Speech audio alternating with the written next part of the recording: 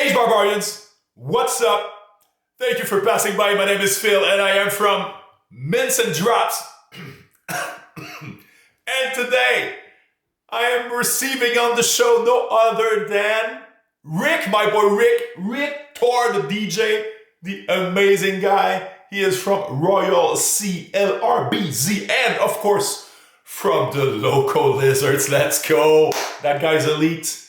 What a parkour he's had in this story. He's got a lifetime of amazing stories he's told us. I've had a great time. Big shout out to him. Enjoy.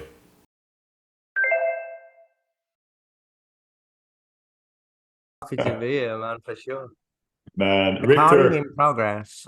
Yeah, she's going at it, like, Richter, what's up, man? I'm seeing you for the first time, man. Big hype. How you doing? I know I've met everybody in space, face to face, just about now. I've had Zoom calls with everybody, but we've never had a chance to catch up. I'm excited to be here. Great. That's crazy, man. Because we've been knowing each other at least for the HEDERA heat wave or social summer, and man, it's the energy you bring to every single Discord you're in, bro. It's unmatched, man. I gotta say it. I try to bring unique stuff, that nobody else is doing. That's my main thing. I like to think of ideas and try and experiment and bring something new. I don't like to just copy people. I like people copying me. Mm-hmm. That's when you won, right? When you see people copying your style. Right thing. Yeah. I'll support people copying me. You know what I mean? It's not like I see it as a bad thing. I see it as I'm kind of, it's like a compliment to me. I'll help and support people do it, but I'm like, it's even in my real life as well. Where I lack in a few things, in what I do, but I understand that where I excel is like ideas and problem solving. So I lean into that, and I'm always trying to think of new things, always. So I'm not worried when people copy me because I know that I'm already thinking of something else or how to escalate that idea, So I'm always trying to stay one step ahead somehow.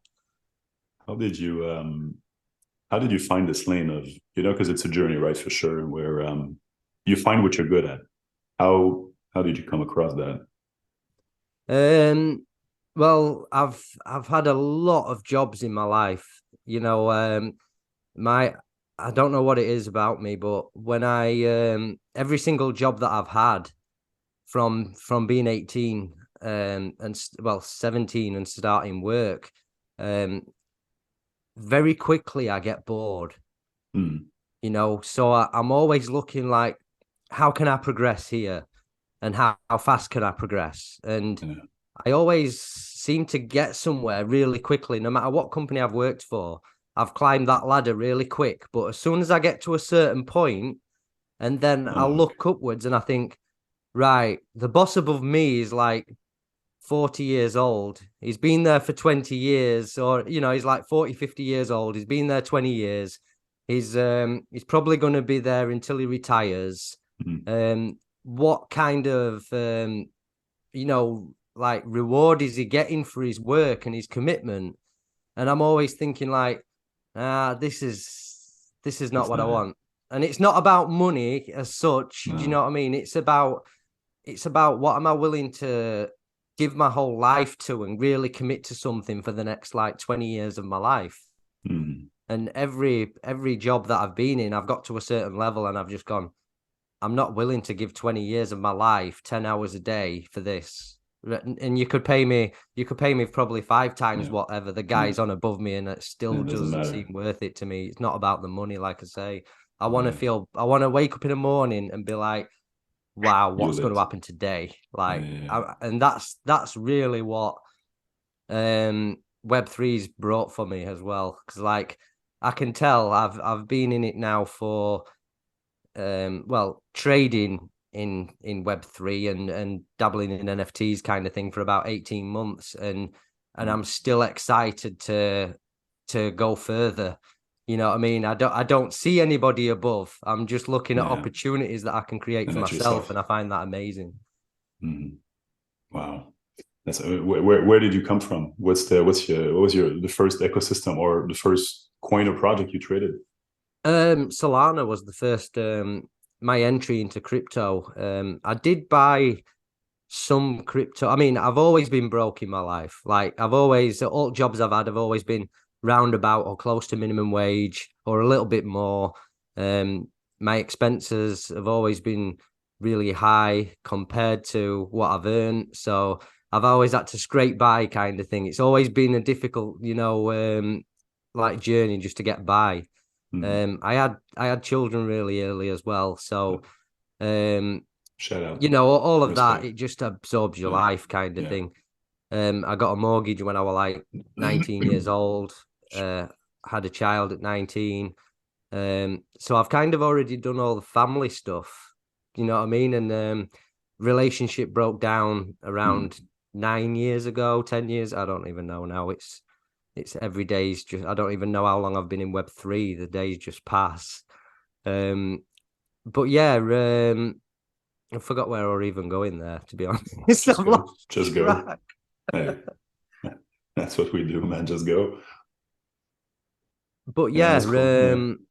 Like it's just all been one big learning curve, you know. And but since like I say, since I started seeing people trade NFTs, that's what really got me interested in crypto.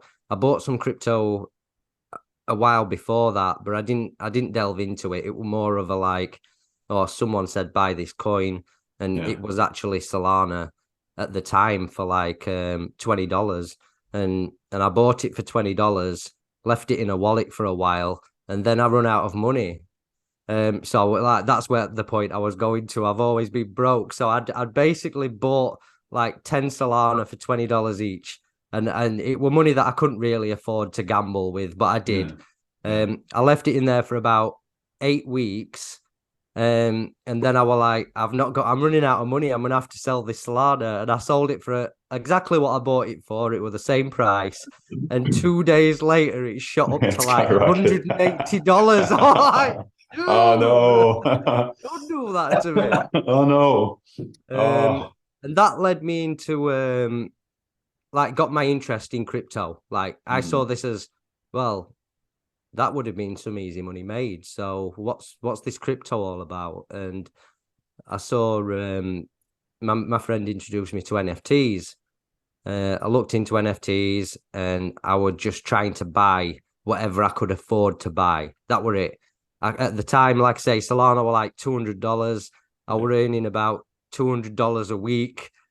So I was using a half of my wages to gamble on these NFT projects that went to shit every single time, and I kept losing every single week. I lost half my wages. But I was like, it didn't make me stop because I could see the potential here, and I was like, it doesn't matter. Something's going to work out here, and all them losses to me were really valuable experiences. And it led me to a community on Solana called Sol Gods. Okay. So that was my first win in crypto. After countless rugs and losses, I bought these Sol Gods for 0.6 Solana each. They ended up shooting up to 60 Sol. And I had 5.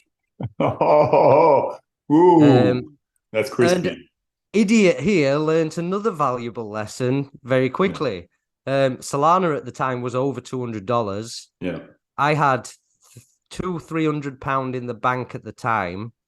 5 Sol Gods worth around $50,000, and didn't sell a thing.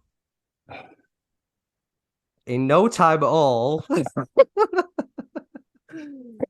Sol Gods came down, but Sol Gods is still a successful project and going really well, and I still actually hold 4. But Sol Gods came down, and Sol came down with it. My bags went hard down to like over the course of a month, or not even a month. I went from holding $50,000 in assets to holding $3,000 or $4,000 in assets. And obviously now I'm like, I still can't sell. I can't sell now. Yeah. And then they went down even further because Sol then took multiple Plummeted. hits. Yeah. Yeah. But yeah, that's but my journey into Solana and being in Sol Gods is what taught me about how NFT projects could really work, and the success of how Sol Gods worked out and how the community came together is really what got me excited. Like, I was living alone at the time in my own house. My house was falling apart around me. I couldn't afford to fix it. You know what I mean? I was struggling with payments and things like that. But you had this. But I had all these people all of a sudden. And I looked forward to getting that free time at home, you know, finishing work. I were answering phones in a taxi office all day long. And I'd get home from work, I'd get my phone out, and I'd be catching up with all of these guys in Sol Gods that I never knew. Yeah. You know what I mean? And seeing everybody else interact and having that same experience, it was just something that I found mind-blowing. And it's just after being in there for a while, I started to see that there's some potential here. Like, not just in Web3, I meant like for me. I thought, at the end of the day, what have we got here? I said, I've got a group of people that are all willing to support each other. So rather than trying to work out how you can make money out of these guys, so why don't I try and work out what I can give to these guys that nobody else can? Mm-hmm. And that was my first, that's what started the old brain ticking and started thinking, like, let's think of some ideas. And I started hosting poker nights. And then I went on my journey trying to work out how to connect the decks to the live VC in Discord. And that's where it all started, basically. I'm sorry. Yeah, but yeah, that's where it all started, and that's where it's exactly that's led me to this today. Wow, amazing. Well, I get some water right away. Hold on. I believe there is something, and I think that's Robin Williams that used to say this before. Rest in peace. He used to say, "There's nothing that can bring you more to life in terms of learnings than an empty house, empty stomach, and and nothing in front of you because you only have what's important, right?" So I'm feeling that's really an important part in life, where especially in Web3 right now, where I usually say that 90% of all my friends right now, case in point right now, are here. And that came through exactly the same. The last 2 years on pandemic and through it also, yeah. Well, yeah, I felt like at that point, like I say, I just felt like I was boxed into a corner. You know what I mean? And I thought you've only got two options when you're put into a situation like that. And it's sit there, feel sorry for yourself, get more depressed, beat yourself up, or you come out swinging. And I just thought, let's swing. Because every places you go, man, it's like a party every single time. It's true. You made some amazing connections so fast. You came in and everybody on board of the projects you were in. Because when you come in, you like the Discord, you're like, wow, man, what's happening? Is there a party? And same thing for Lizards. And you just came in with an amazing approach that we've never seen on the H before this summer. I remember still seeing the promotional video. It was absolutely amazing. And then, of course, all the DJ sets you were making, everything. It's like a party. We've never seen that before. Well, I feel like a lot of projects have approached me over the past year, let's say, to get involved with them. But I choose really carefully who I get involved with in this space as well, because I've obviously I've met a lot of people, and a lot of people as well are just here for the money, and that's all that matters to these people. Yeah. And I'm starting to see, I don't even need to meet these people. I can just tell, in my stomach, I can just feel it in my stomach. I can tell the way that they act. I can tell how they speak. And I just kind of avoid these types of people, because they're not going to be, it's like you're always going to get these people, right? But they're not going to be the ones that excel this space forward, especially for HEDERA anyway. Yeah. And when I get involved with a project, I take it on full, like it's You my do it with your heart core. now. I feel so responsible for every single member that invests money, and because that's how I see it. I don't see these people as gambling on JPEGs. You know what I mean? I see these people as like part of why they've bought into this project is because of me.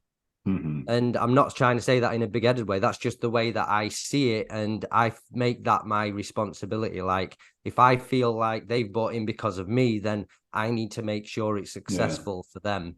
Yeah, to give them and back. and nothing's gonna like ever put me down and stop me from continually trying to make something of it. Yeah, it comes at a cost for sure in terms of for sure, you need flippers, and every single project's out there. You need flippers, and they will drive your project. But at one point, you will need people that are there, like right now, when every single floor is down. when of course, today out in secondary, especially out in Zeus, the 24-hour is kind of high. But the last 3 months, 4 months that we had were absolutely brutal. So usually it's the community, that's there through and through, that's going to help you out into tough times. And they're going to be there when it's going to be time to flip. They're going to help you out. But it brings life. I vibe with that 100%. Yeah. Because like I've seen as well, I try not to completely focus on things within projects that are out of my control as well. Although it does get my attention now and then, and it's hard in a way for it not to affect the way that you're driving your project. But like volume and floor price is a pretty much a reflection, right, of what you're bringing in. But when it comes to volume, I don't really look at that, to be honest, because it's while I was on Solana as well and working with a couple of projects on Solana, I've been approached by so many different companies and that offer certain services, and there's a lot of very underhand groups of people and companies out there that are willing to manipulate these parts of your project. And that's what I realized. Like I said, I bought into a lot of losing projects on Solana when I first entered into NFTs, and that's because those two factors were the only things I were looking at. Like one of the main things, should I say? I was looking into more things, but looking at the volume, looking at the sales, and looking at the floor price, they were the first few things I looked at, and then I'd have a quick flick through roadmap and look how busy community is. But actually, the volume and floor price in short term, and the amount of chatter in the Discord can all be falsified. For sure.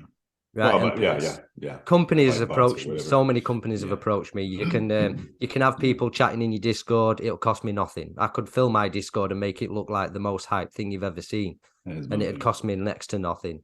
I could get somebody to wash trade the floor of lizards until I've done 50 million in volume in like 2 weeks. And it would cost very little because of how cheap HEDERA is to trade on as well. So true. Like not compared to Solana, you know what I mean? So I tend now not to look at these aspects, or obviously it's hard not to look at them, but they're just something in the background for me. I like to really listen to people and get to know people's idea and look into the sustainability of a project. Like, is this project going to still be here in 2-3 years' time? Like, because I'm looking to invest in projects that are going to be here a while, so when I'm buying into projects, that's one of my main things I'm looking at. And that's what obviously I want to provide as well as from being a project. So you do. And you'll soon see from all around. That's what people are saying anyways, that you're a builder. Literally a builder, and not someone that just came in just to make a bank and just F off and make a quick bag and make your life out of here. That's what it is. And I think that one of the biggest metric out there, aside from floor price and of course volume, that's super important. Again, there are metrics, so there's so much at play, but it's time. How much time you've been in there, hammering down and doing it and doing it and doing it. Are you there for the good reason? If not, if your floor price plummets, if you have no volume, well, you're going to close the project and you're going to say, well, I tried, goodbye. Well, you still have a core community waiting for you for your next move or for the next wave or the next leg up to come up. And yeah, it's waves, man. That's just like in life. You cannot expect to always be the first top 10 projects. Like, no. It's like judging a book by its cover, innit? That's all you're going to look at them metrics, then you're just judging a book by its cover. You've got to look much deeper than that. I agree, and for sure that's what you did with the lasers, and that's what you do right now with Royal. I think you're community manager over there. Is that it? Yeah, I'm basically a bit of everything in there. Basically, the story with that was, like I say, I was hosting poker tournaments before and DJing before I actually got into this being my job. Now I played a poker tournament for a project on Solana, and at the time it was the biggest tournament prize pool that had been done on Solana. So how much was it?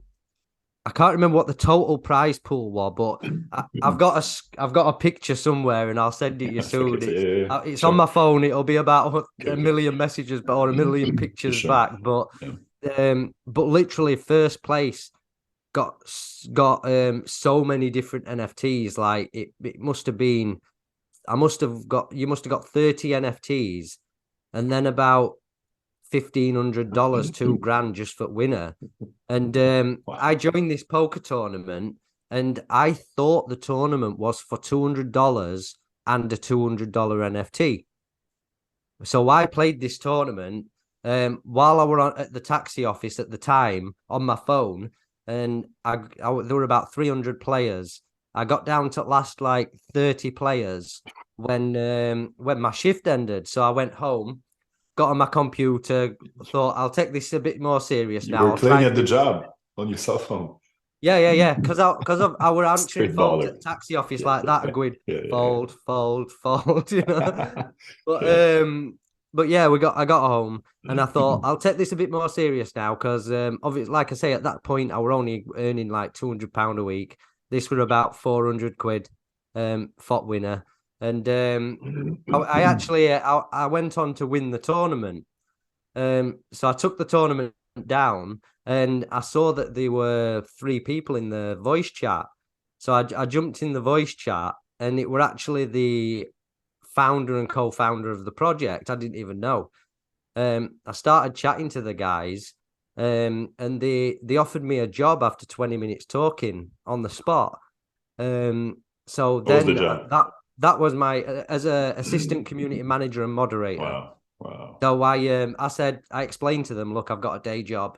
I said, but the way that I have this day job where I was just answering the phone in a taxi office, I used to actually run that company, but I didn't really like the way the owner did things.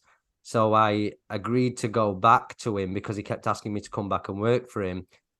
But I said I'm not willing to run your company or be any form of manager anymore. I just want to sit there and basically, obviously, in a taxi office, you've got people that just answer the phones, and then you've got someone that deals with the logistics and dispatches all the taxis and deals with all the drivers. So I agreed to do that part of the job. But I kind of could control stuff, you know what I mean? So I sat there on my phone, and if boss ever got annoyed with me, I'd just be like, I'll quit. And he's like, no, you're all right. You can go on your phone. Wow. So I just played it a bit. And so I accepted this assistant community manager job and moderator job. And while I was doing the taxi job as well. So I'm sat there moderating servers and learning how to be a manager in these servers while I were at the taxi office. and I balanced both jobs at the same time for, I think, around 2 months. And then I got promoted, or it were about a month actually. Then I got promoted to, or offered a community manager role. And I were actually assistant manager for a project called MetaBeats, which we're planning to launch on Ethereum. That was my first job. And that was working with an amazing guy, Leroy Thornhill from The Prodigy. So I got to meet my first like celebrity in this space, and he's a really down-to-earth, amazing dude. I really vibed well with Leroy, and he used to come and listen to my sets, and he introduced me to all these big DJs as well that he were connected to. So I had like big DJs listening to me DJ here in my bedroom, you know, to big stars, pretty big stars like Anne Savage and all these Lisa Lashes and these massive DJs that I'd never dreamed of that they'd be listening to my set. Must have been cool. And that was one part, you know, that really opened my eyes to this Web3 thing. Or like, when would this have ever happened in my real life? Like, never. And he offered me a promotion to community manager. And my first project to be community manager of was Loco Lizards. Wow. And my second job that he offered me, because they always gave you 3 servers to manage at once. So I was assistant community manager at MetaBeats, I was community manager at Loco Lizards, and I was community manager at Clubbers. So it were that's full time. Yeah, so I ended up leaving that job to focus on these community management jobs, and I did that for around 2 months, and then I left that company for reasons I don't really want to go into, but well, for one of the main reasons was that Loco Lizards had a massive successful sellout, and I was responsible for going against the grain and telling Chief to screw this, we're going to launch on HEDERA. Don't listen to my bosses. Let's just launch on HEDERA. Let's not do Sol right now. So we launched Loco Lizards on HEDERA, and it were a massive success. And I said Sol was on fire this summer too, man. That was still, regardless, that was a smart move. Yeah, because I explained to Chief. Well, at first I wanted to launch on Solana, but that was before I started to really learn about HEDERA. And then it was Chief who actually said, "Do you think we should?" And I was like, "I'm not too sure. It could be a good move." And I thought, well, it's kind of one of those things, one of those situations where do you want to be the small fish in a big pond, or do you want to try and be a big fish in a small pond that's early, that's growing? And I really liked the sound of doing that rather than the other. And like I say, we had a massive success. I was still managing Clubbers at the time that were trying to launch on. I was getting them prepped for launching on Ethereum at that moment in time. But again, we had some not so great experiences. So I ended up quitting the company. I actually left Clubbers. I were obviously fully committed to Loco Lizards at that time. But then Clubbers That's roughly left around the autumn, September, August. Yeah. Okay. But then Clubbers left the company as well and came to me. Okay. And said, "Rick, we want you to do this. We don't want a company to do it. We want you to come on board." And obviously, I really did not want to leave my job working with these amazing people like Jen, Nick, and Luciano. They were mind blowing, down to earth, amazing people, and I really didn't want to leave them. But I like I say, I just felt that I had to leave that company.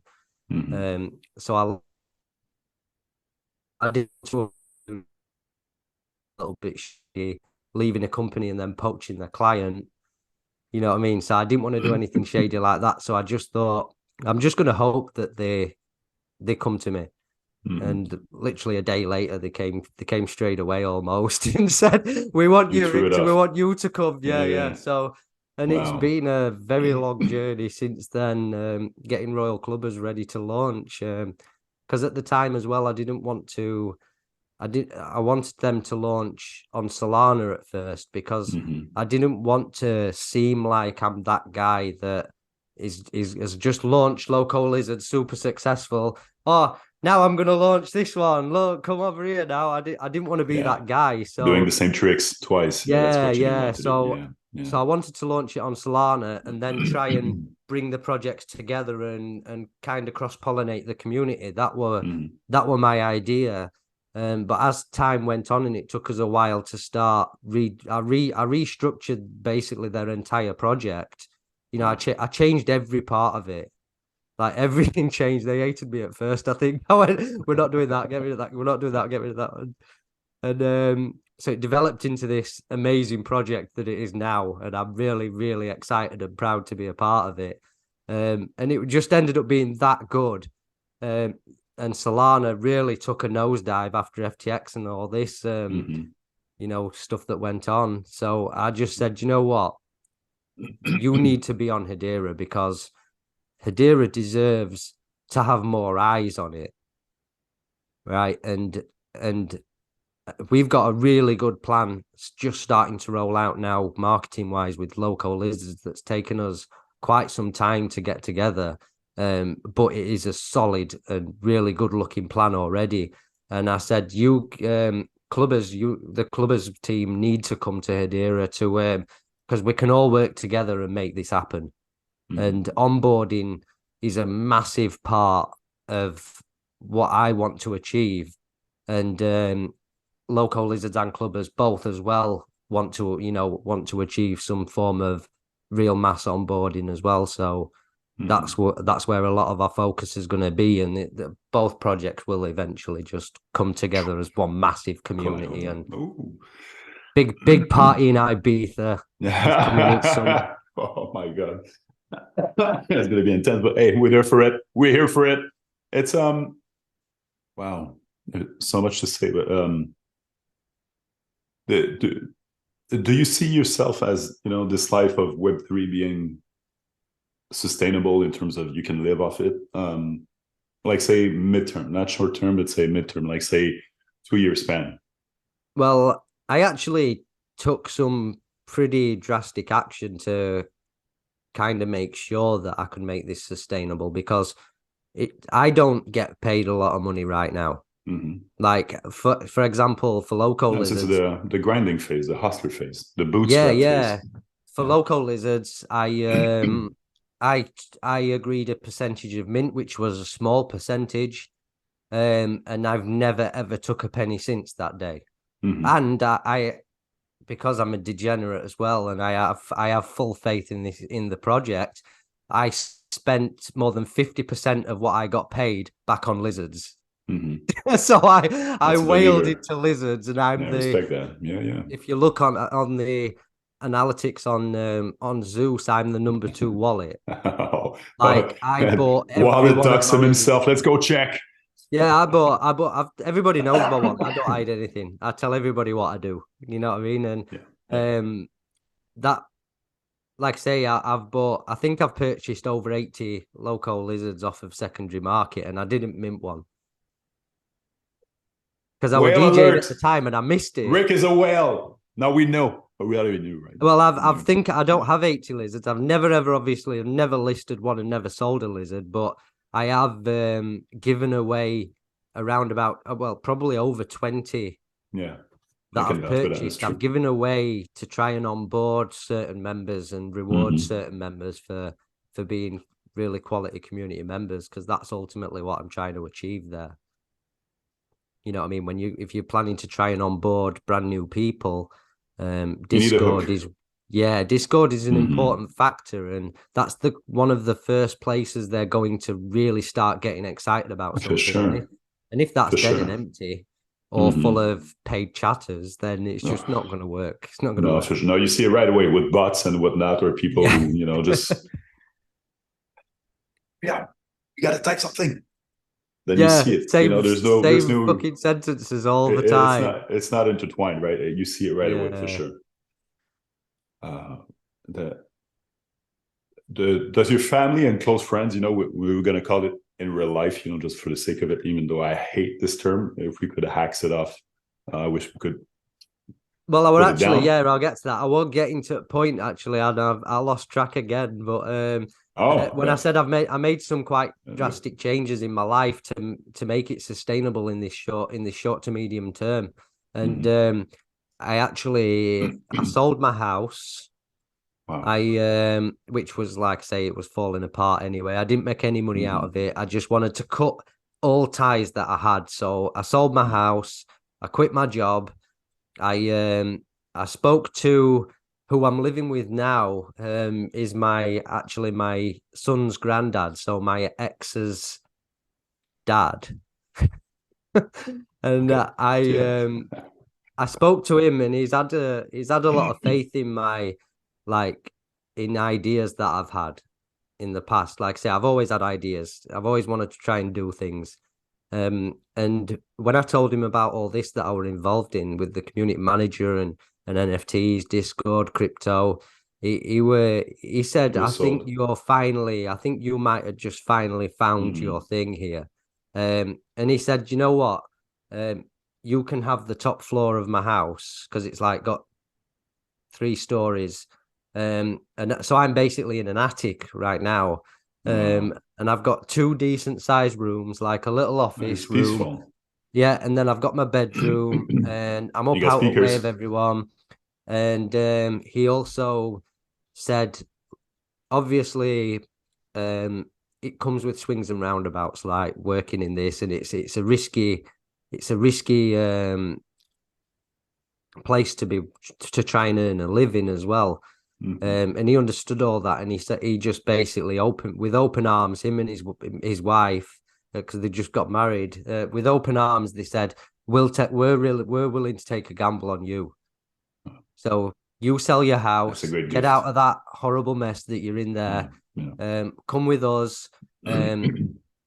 You pay rent, but if you don't have money 1 week or 1 month or 6 months, don't worry about it. Just focus on your work, because we believe in you. And that drove me to really make something of this then, because finally having somebody to really believe in you and put that kind of faith in you, I'd never really had it before, so. Yeah.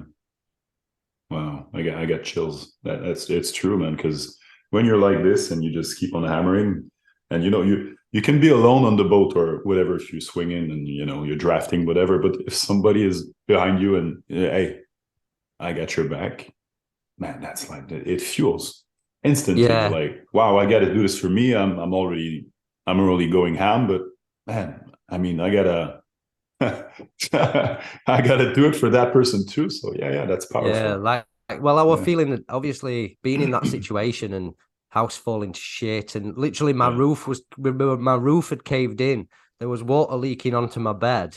Wow, you know what I mean? I used to sleep on the sofa, and the house was always cold, and I smoked weed all day, every day.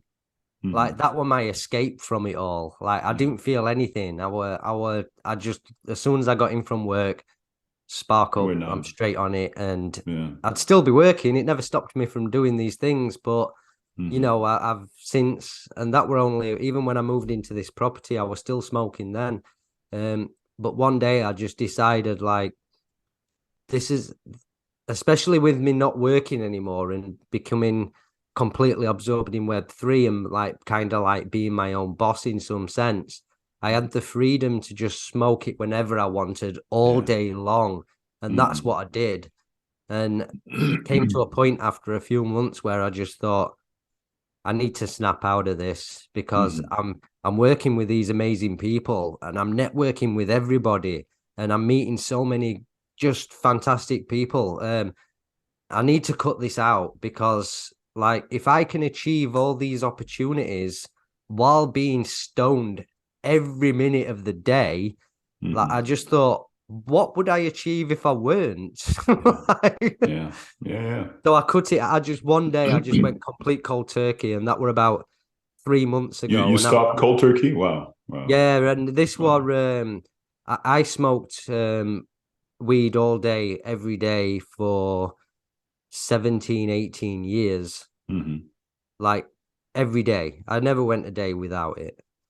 And then one day I posted on Twitter, I think as well. I said, from today I'm done.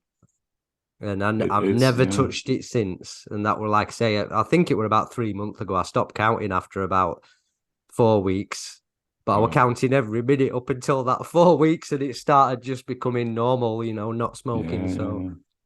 But I feel Respect. amazing. Yeah, it's phases, right? And eras and whatever. We have, without getting like holistic or even spiritual, we have many lives, right? Eras, and we go through phases, and sometimes that's the right thing to do, and sometimes we just feel like, I'm on my way, ready to do something else. So yeah, and shout out to you, and mad respect for cutting it down if you didn't need it to anymore. So yeah, man. I mean, yeah, I honestly never thought that I'd be able to stop that, to be honest. I never thought I'd stop, ever. Nice. Rick, thank you so much for your presence on the show, man. I mean, it came in as a surprise because I didn't know I would see your face today. I thought, I would see those amazing lizards, right there. I was like, oh yeah, let's go, PFP alert, boom, Rick. You're expecting me not to show my face? No, I didn't know. I was like, oh yeah, I'm gonna see a clutch PFP or something. I was like, oh, that's gonna be nice or whatever. But yeah, like say, I've met everybody in space, so in a Zoom call just about now. Yeah, it's true. Yeah. I'm not one for hiding.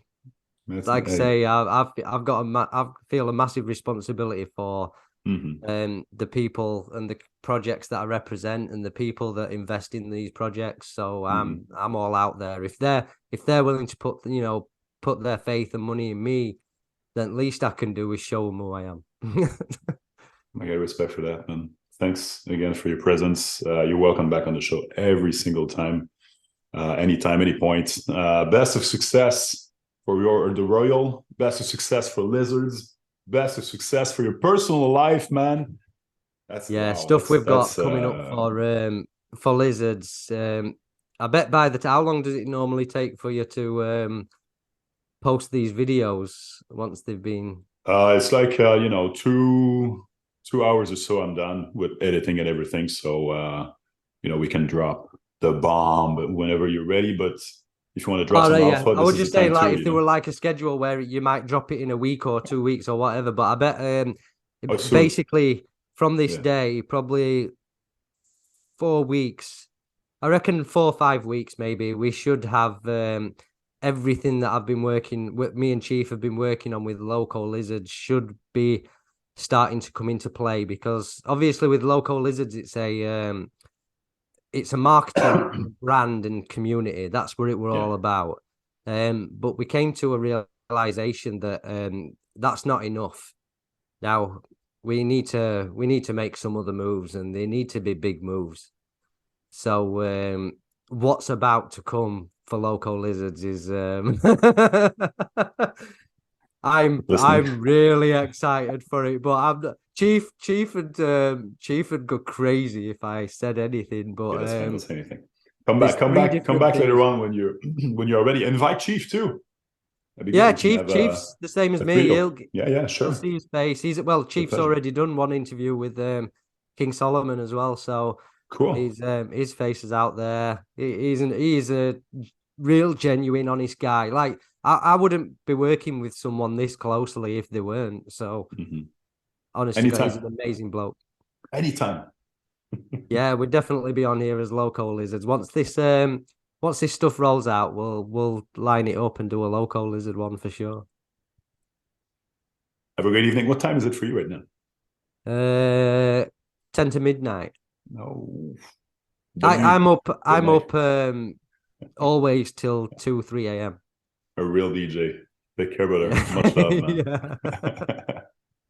Peace. Rick, thank you so much for your presence today on the show. It was an absolutely amazing performance. It was like a set, right? Like an amazing DJ set. Big shout out to you, man, and your pace of what you're doing things. You understand, time inside a community, you value that first and foremost inside your priority list. And shout out to every single one of you who's had this kind of parkour where, sometimes you feel like you get nothing else but our community, our Web3 communities, base, friends, whatever. Hold on to this. You got this. Rick's got this. We got you. And we'll see you for another episode of Mints and Drops. Take care.